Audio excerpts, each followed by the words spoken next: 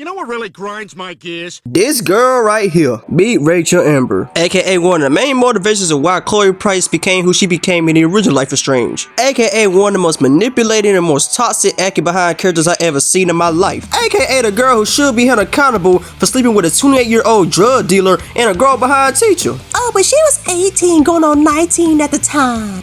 I don't give a fuck. In the original game, she was just a missing person whose disappearance drives the plot. She was mostly known for being popular and beautiful, with a close bond to Chloe Price. And before the storm, we see her actions and personality in detail, revealing both the positive and the negative traits. You know, I label her toxic due to her manipulative behavior, especially towards Chloe. She literally pressures Chloe into risky situations like stealing from her father's office, showing little regret for her safety.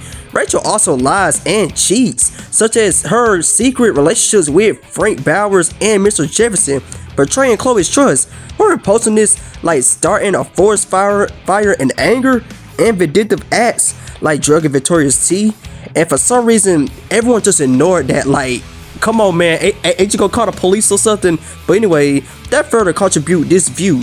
You know, discussions on platforms like Reddit highlight her narcissistic and controlling behind tendencies, particularly how she exploits Chloe's emotional vulnerability. And to be honest with you, I kind of feel sad for Chloe, man, because the fact that she literally got done dirty by Rachel out of all people, that what hurts the most, because she actually loved that girl.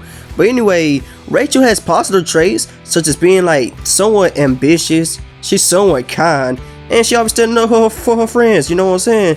But some argue her actions reflect typical teenage behavior, influenced by her own traumas, like her father and his infidelities. Like, this complexity makes her like a debated character, with people going to split 50-50 on whether she's either misunderstood or just toxic. One of the biggest red flags is Rachel's manipulative streak, especially with Chloe in Before the Storm, especially in the beginning in episode 1, where she literally persuaded Chloe to ditch school and help her to train for an adventure. Sure, it's fun and rebellious, but it also shows how Rachel can just nudge Chloe into risky choices and risky situations without much thought for what could go wrong.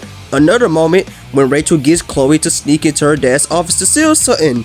Her dad is literally the district attorney, so this is a huge risk for Chloe, but Rachel pushes her into it anyway. And don't get me started with the dishonesty, because we learned that this girl is a whole bop. For a girl her age, she is a bop. Literally sleeping with grown behind men too, with Mr. Jefferson, aka Max's photography teacher, and Frank Bowers, who is a grown behind man selling drugs. I ain't gonna lie, that betrayal right there, that joke cut deep, especially on Chloe, and it kind of paints Rachel as someone who's not upfront about her relationships. Even in Before the Storm, she's cagey about her family drama and uses her charm to dodge tough conversations. But when she found out her dad was cheating, oh, all that went down to a goddamn breeze real quick, didn't it? But anyway, let me start hating. After she found out her dad was cheating, well, allegedly, she literally flew out and kissed a trash can into a fire that she literally made after burning a picture of her father, sparking a whole blaze that threatens the whole city.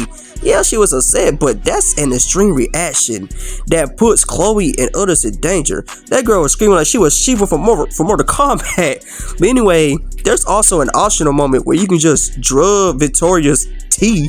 And I know Victoria, man, she's just an ass for no reason, and I get it. But the fact that we literally did that, and the fact that we literally just sat there and watched the girl pass out, and anybody called the police, I ain't gonna lie, it wasn't just Rachel's fault. It was fault for just sitting there and letting it happen.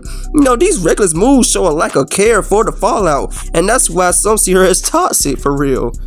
To be honest, everybody from Blackwell is toxic, goddamn. And low-key, she also has like a narcissistic side. She loves being the center of attention and often focuses on her own goals, like leaving Arcadia Bay to become a model without fully like considering how it affects Chloe.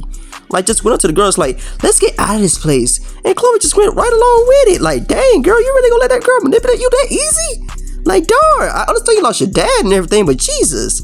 Like, who's totally devoted to her? Like, she literally uses her charm to get her way, whether it's with Chloe, her teachers, or her parents. While that's not always a bad thing, it can cross into toxic territory when it's tied to manipulation or self-centeredness.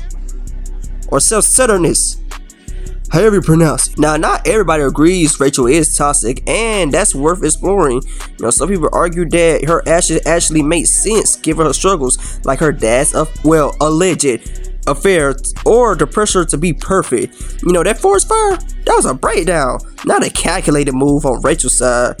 And Rachel, let's be honest, she does not care about Chloe. She stands up for her, takes the fall for her mistakes, and share real moments and connection. Plus, she's a teenager, teens mess up and all, and impulsively and figure out things out as they go. For some, that makes her flawed, not toxic, and her charm makes it easy for her to literally be easily forgive for her slip-ups. Look, I said she doesn't care about Chloe. She somewhat cared about Chloe, because if she did, she would have left her without even saying nothing before she died. So is Rachel Amber toxic? On one hand, her manipulation, lies, and reckless choices can absolutely hurt the people around her, especially Chloe.